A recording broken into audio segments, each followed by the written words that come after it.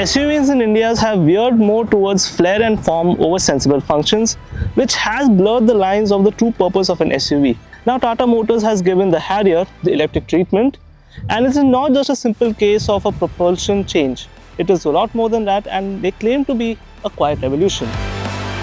Is this all talk though? To prove it, we are here in Delhi to spend some quality time with it after some minor but valuable experiences in this electric SUV. Now Tata weren't kidding about this quiet revolution claim, as from the first impression itself, if you look from afar, you'd think that this is just a regular Harrier. But the EV has some specific differences. Now starting up front, the grille has been closed up. There's a different pattern here. There's front skid plates, and of course the main one, you get aero optimized alloy wheels. To further denote its EV identity, there's an EV badge here. So overall, you still get that familiar look of the Harrier, which was never a bad thing even in its ICE form. Step inside and it's a familiar sight to the ICE Harrier, as the dashboard layout is pretty much the same. You do get a white theme, but this is only limited to the Empower trim, and I wish there was a black option, but it is only limited to the Stealth Black edition. The touch-based center console controls could have also been a little more sensitive, as there is lag in operation. There are some key additions starting right at the center. As you can see, there is this touchscreen infotainment system which is bigger, a 14.53-inch Neo QLED by Samsung. Now the QLED means you actually get higher resolution and faster response times. Another interesting addition is the surround view, which is now expanded from 360 degrees to 540 degrees. And as you can see, there's a transparent mode, so this will be really useful while navigating potholes or even trying to do some off-road excursions. Now as you can see here, this is not a regular iRear, it is a digital unit, and you get a lot of flexibility here. As you can see, you can adjust it in different zoom levels. You can even change the view as a multi-view, like this is from the front. You even have a double view, and it also doubles up as a dash cam, where it records and you can actually get the data through the QR code right here. Add all this to quite a vast amount of familiar bells and whistles, such as a 10.25-inch digital driver display, a panoramic sunroof, ventilated and powered front seats, a Dolby Atmos certified JBL Black audio system, and dual zone climate control. You gain quite a fair bit over the ICE Harrier. You would think, this being an EV with the higher floor, this would affect the space you get at the rear. Thankfully, it's almost negligible, as you get plenty of knee room. Legroom is also pretty decent. There's a decent amount of under-thigh support, and it's comfortable enough to fit two people comfortably. Now, a third person, it will become a slight bit of a squeeze. And as far as I can tell about the second row, the headrest here is one of my favorite bits, as you can actually lean on it, good for long distance road trips. And you get a bunch of niceties here, such as rear AC vents, extra storage spaces here and here, and you get two Type-C USB charging ports, and of course a sunshade. Now we get to the main talking point about the Tata Harrier EV, which is underneath the skin. Now the setup which we have here is the dual motor all-wheel drive powertrain, making a combined 396 horsepower and 504 Newton meters of torque in boost mode. This setup is paired to a 75 kWh battery pack.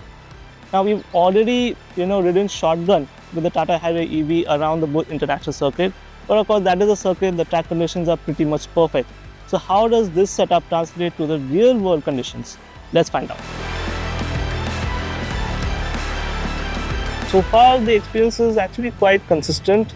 The car feels really composed, especially if you throw it around corners.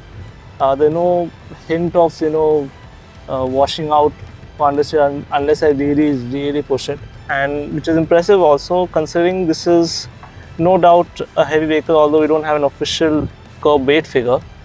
As for the powertrain, it was pretty quick in a straight line around the back straight of both, and it's pretty quick even on civilized roads. As for the dual electric motors, it's pretty sprightly at both, and I'd say it's pretty sprightly here as well. I mean, it pulls along this Harrier EV like a freight train, you could say. And the acceleration is quick, yet there's a nice sense of linearity, so it doesn't catch anybody off guard for that matter. So overall, it's a pretty quick motor compared to the ICE counterpart. Of course, this is an electric vehicle, so initial acceleration will always be better. But nevertheless, it is still a decent alternative to, let's say, the ICE Harrier, whose diesel, the 2-liter Cryotic turbo diesel engine, is not necessarily the most refined. Now, part of its composed nature is down to it getting an independent multi-link rear suspension setup with frequency selective damping. They aim to offer the best of both worlds, stability around high-speed bends and comfort over rough roads. Sure, you will feel the thuds around low-speed imperfections, but the EV remains settled, ideal for off-road scenarios. Now, talking about off-road scenarios, my experience during the quad day was the perfect test of its capabilities. This was no such ordinary course, as it had challenges such as the rock bed crawl, axle twister, a 35-degree incline and decline section, side slopes, camel humps, sand traps, muddy sections, and the toughest one, the staircase climb. The Harrier EV breezed through all of this effortlessly, with the various terrain modes all doing the job without interventions. The 540-degree camera also helped for easy maneuverability. Fortunately, this performance is also consistent around the pothole and market-infested roads that are common around the monsoon season, and impressively, all this is done on highway tires. Level 2 ADAS on Tata cars has generally been a positive experience, and the same is the case for the Harrier EV, as things like the adaptive cruise control, lane assist, and autonomous emergency braking are all well calibrated for Indian conditions. But this electric SUV has a few extra tricks up its sleeve. One is the dead-end assist that allows it to automatically reverse out of the last 50 meters of its path. This was pretty handy to get out of tight spaces. Next is the auto park assist that, as the name suggests, doesn't require any driver or input after selecting the parking spot. In fact, parking can even be done remotely using the key fob via the summon mode.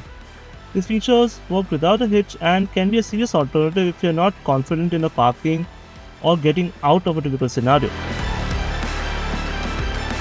Now, when it comes to range, Tata claims that the Harrier EV can do up to 622 on a single charge with this 75 kWh dual motor setup, which is actually pretty close to the rear wheel drive setup with the same battery pack, and that one is about 627.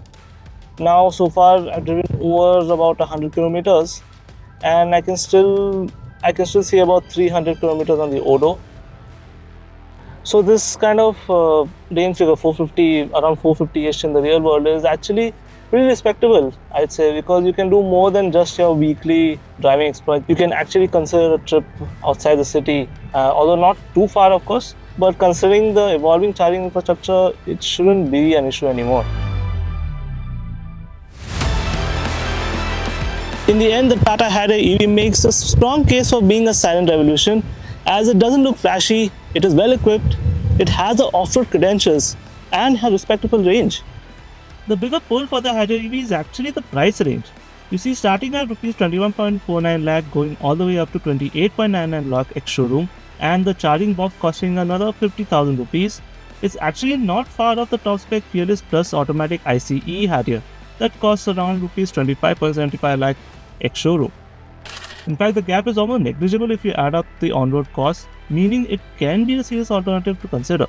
So would you pick the Tata Harrier EV, or would you stick with the traditional internal combustion engine Harrier? Or you could also go for its alternatives such as the BYD Atto 3 or the Mahindra XEV 9e. Let us know in this comment section down below, and until then, like, share and subscribe to Car India for more such content.